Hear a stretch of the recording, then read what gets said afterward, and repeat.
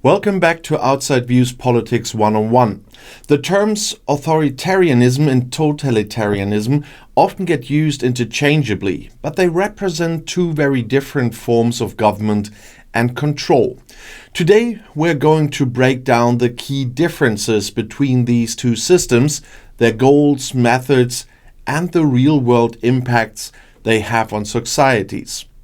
So what exactly is authoritarianism? Authoritarianism is a form of government where power is concentrated in the hands of a single leader or a small elite group. In an authoritarian regime, the government controls certain aspects of life, but it doesn't seek to control every single detail of an individual's life. Citizens under authoritarian rule may face limits on their political freedoms, like the right to protest or criticize the government. However, they often still maintain some level of personal freedom in areas like family life, religion, and even certain cultural expressions. Authoritarian leaders typically maintain control through a combination of political repression, limited political opposition, and sometimes propaganda. But the focus is often on maintaining order and preventing threats to their own power, rather than trying to mold every part of society. Now let's turn to totalitarianism, which takes things much further. Totalitarianism is a more extreme form of authoritarianism, where the state seeks to control virtually every aspect of public and private life. In a totalitarian regime, the government's goal isn't just to suppress opposition, but to eliminate it entirely, along with any form of dissent or individual thinking that doesn't align with the state's ideology. Totalitarian regimes often have an official ideology that everyone is expected to follow, whether they agree with it or not. In many cases, even family relationships and religious practices are subject to state scrutiny, and the state often uses mass surveillance, secret police, and intense propaganda to enforce its control. So in short, authoritarianism is about control over political power, while totalitarianism extends that control to the entire society and even individual thoughts.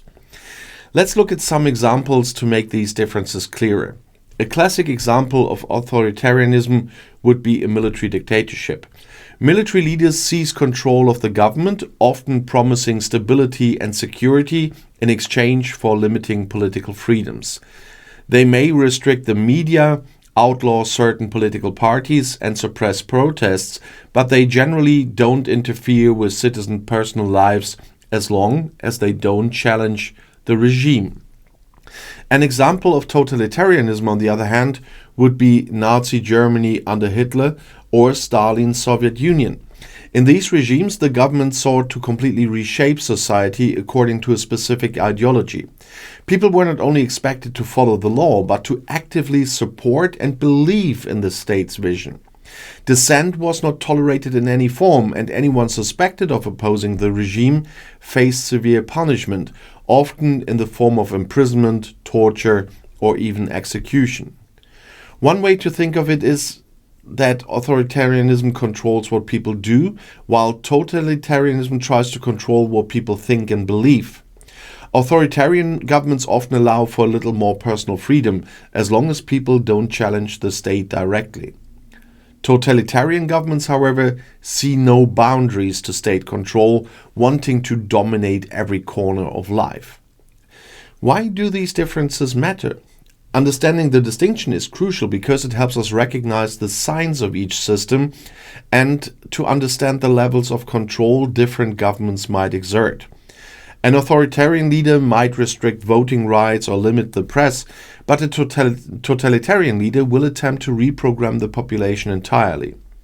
One might view authoritarianism as seeking obedience, while totalitarianism demands complete ideological loyalty. And these differences also show up in how these governments handle dissent. Authoritarian leaders might jail their critics, shut down protests, or limit political freedoms, but they don't usually target every single aspect of society. In contrast, a totalitarian government aims to eliminate opposition altogether, often going after families, social circles, and even religious institutions to ensure absolute conformity. We can also see differences in how propaganda is used. Authoritarian regimes may use propaganda to support the leader and maintain public order. But totalitarian regimes take it to the next level, creating a constant barrage of messaging designed to influence every thought and belief. The aim to rewrite history, manipulate cultural values, and replace any personal or cultural identity with a state-approved identity. In short, authoritarianism still allows you to be neutral or apolitical as long as you don't oppose the regime. In a totalitarian state, neutrality isn't allowed. Citizens are expected to actively support the regime and adopt its ideology fully. And these systems often develop differently based on the leader's goals. In authoritarianism, the main goal is usually power retention. The leader or ruling group simply wants to stay in control, to prevent rebellion, and to manage the society to maintain stability. In totalitarianism, the goal is often to reshape society according to a vision or ideology. The leaders of a totalitarian regime often see themselves as revolutionary, aiming to create a new society through control and obedience.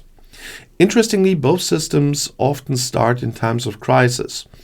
Authoritarian leaders might rise to power, promising stability in times of political or economic turmoil. Totalitarian leaders often exploit these same conditions, but push further, offering an entirely new order or ideology as the solution. So let's discuss what daily life might look like in these systems. In an authoritarian state, you might have to watch what you say about the government, avoid certain topics, or just stay clear of politics. But beyond that, you can live relatively freely as long as you don't interfere with politics. In a totalitarian regime, however, your entire life can be monitored and regulated. From education to personal beliefs, the state may dictate your opinions and demand public displays of loyalty, whether through symbols, slogans, or rallies. The real-world consequences of these systems are vast. Authoritarian regimes can be harsh, but they don't necessarily lead to the complete breakdown of individual freedoms, as I said. And in contrast, totalitarian regimes often create a culture of fear, where everyone is expected to betray anyone who doesn't conform, creating an environment of suspicion and paranoia. In summary, authoritarianism and totalitarianism are not the same, even though they share elements of control. Authoritarianism seeks to maintain order and power without necessarily dictating every detail of life. Totalitarianism, however, wants to control both the public and private spheres, leaving no room for personal autonomy or dissent.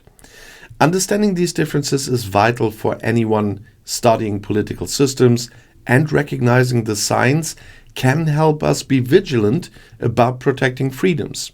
In the end, both systems limit freedoms, but they do so in fundamentally different ways and to varying degrees. And as history shows, knowing the signs can be essential to protecting ourselves from the risks each of these systems poses. And if you want to see another video, the next one is right here in the end screen.